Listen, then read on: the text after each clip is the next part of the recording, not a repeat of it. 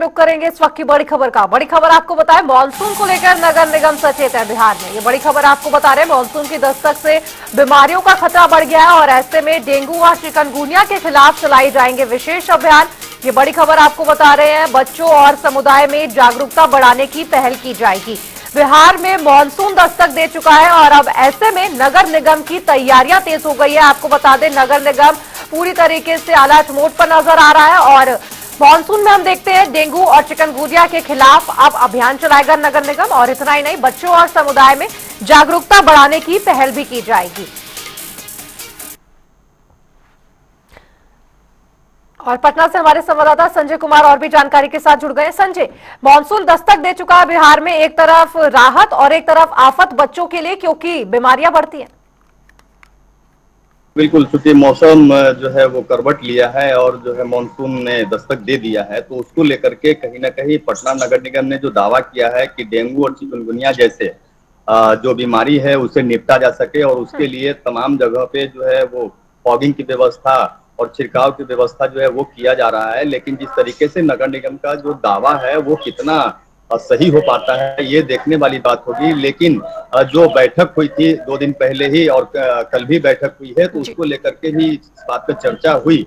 लेकिन इस बात पे अमल कितना होता है वो देखने वाली बात होगी, क्योंकि 2 वहाँ पे गुट हैं और दोनों गुट में कई मुद्दों को लेकर के बहस छिड़ी और उसमें कई लोगों ने इसका विरोध किया कई मामलों को लेकर के कि कई कार्य नहीं हो रहे हैं, तो उसको लेकर के बैठक स्थगित हो गई और मुद्दे पर बात नहीं हो पाई। तो इन सब बातों को लेकर के भी समझा जा सकता है कि अगर डेंगू चिकनगुनिया जैसी बीमारी अचानक से पटना या फिर बिहार के किसी जगह पे अगर इस तरीके के आते हैं तो उस पर कैसे निपटेंगे नगर निगम प्रशासन, उन्हें देखना काफी अति आवश्यक होगा, क्योंकि ये बीमारी जो है कई बच्चों की जान ले सकती है, कई लोगों की समस्याएं बढ़ा सकती है। तो इसको देखते हुए ही नगर निगम प्रशासन ने दावा तो किया है कि हाँ इस तरफ जो है काफी व्यवस्था बेहतर होगा। लेकिन अब ये इंतजार करना होगा, अगर इस तरीके की समस्याएं जो उत्पन्न होती है तो नगर निगम प्रशासन क्या कुछ इससे खुल के सामने आ पाता है या फिर इसी तरीके से बीमारी से लोग जो है ग्रसित होते रहेंगे। जी संजय, हमने ये भी देखा कि नगर निगम लगातार बैठकों का दौर जारी है और 97 जल जमाव वाले जो क्षेत्र है उसमें 75 जिलों में 75 नोडल भी नियुक्त कर दिए गए हैं, क्योंकि मैनहोल हम देखते हैं लगातार बारिश के मौसम में दिक्कतें देता है, वाहन चालक काफी ज्यादा परेशान होते हैं। उसको लेकर क्या कुछ किया जा रहा है अभी फिलहाल?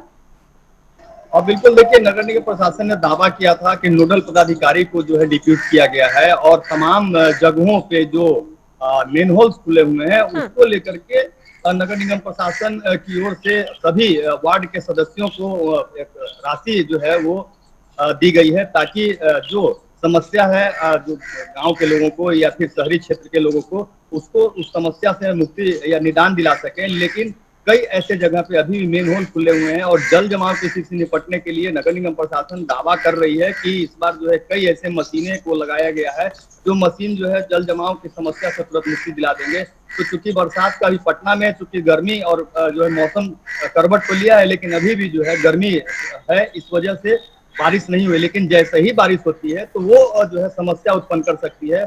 अब ये देखना होगा कि क्या नगर निगम जो प्रशासन ने जो दावा किया है कि इस बार जल जमाव से मुक्ति मिल जाएगी या फिर चिकनगुनिया डेंगू जैसी बीमारी से लोग जो ग्रसित होंगे उससे बचाव कर लिया जाएगा, वो अब देखना होगा कि कितना तत्परता से काम करती है नगर निगम प्रशासन। और संजय, आपसे पूछना चाहूंगे कि जिस तरीके से मानसून अब दस्तक दे चुका है, तो क्या नगर निगम की ओर से अधिकारी घर घर जाकर सैंपल लेना शुरू कर चुके हैं? क्योंकि हम देखते हैं कि डेंगू ज्यादातर जब पानी इकट्ठा हो जाता है उसी क्षेत्र में होता है, तो क्या कुछ पानी के सैंपल लिए जा रहे हैं? बिल्कुल, देखिए इसको लेकर के एक यूनिट जो है इन लोगों ने इस बात को जो मुद्दा था उसको उठाया था कि एक यूनिट जो है वो दिया जाए, ताकि जो जहाँ पे जो बीमारी जैसे जो समस्या है उसके सैंपल्स जो है पानी के लिया जाए और उसको जांच जो है कराया जाए कि यहाँ इस जगह पे ही क्यों बीमारी उत्पन्न होता है। तो उसको लेकर के इस पर चर्चा हुई थी, लेकिन इस पर कार्य नहीं हो पाया।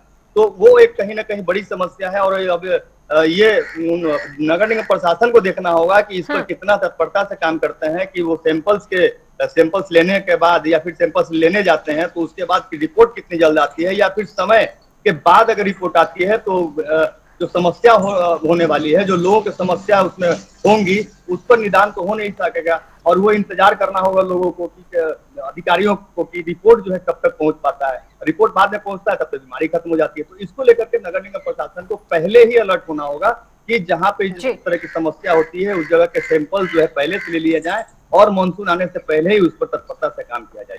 जी संजय, यानी कि कुल मिलाकर मॉनसून को लेकर नगर निगम पूरी तरह से अलर्ट मोड पर है। अब देखना होगा कि जमीनी स्तर पर कितना काम होता है। बहुत बहुत शुक्रिया आपका फिलहाल इस तमाम जानकारी पर अपडेट साझा करने के लिए। तो बिहार में मॉनसून दस्तक दे चुका है और अब ऐसे में बीमारियों का खतरा लगातार बढ़ गया है और अब ऐसे में नगर निगम की ओर से क्या कुछ तैयारियां की जा रही हैं ये देखना होगा और जमीनी स्तर पर लोगों को कितना लाभ होता है ये भी देखने वाली बात होगी।